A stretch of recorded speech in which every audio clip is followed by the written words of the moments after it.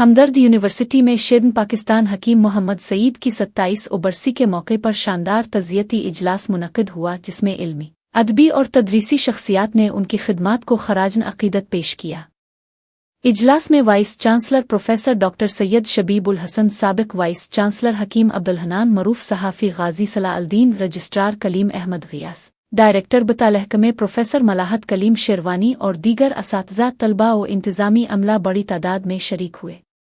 सहाफ़ी गाजी सलाउद्दीन ने कहा कि हकीम मोहम्मद सईद ने वीरान इलाके में इल्म का शहर मदनतल हुक्म आबाद करके साबित किया कि एक कायद को कैसा होना चाहिए।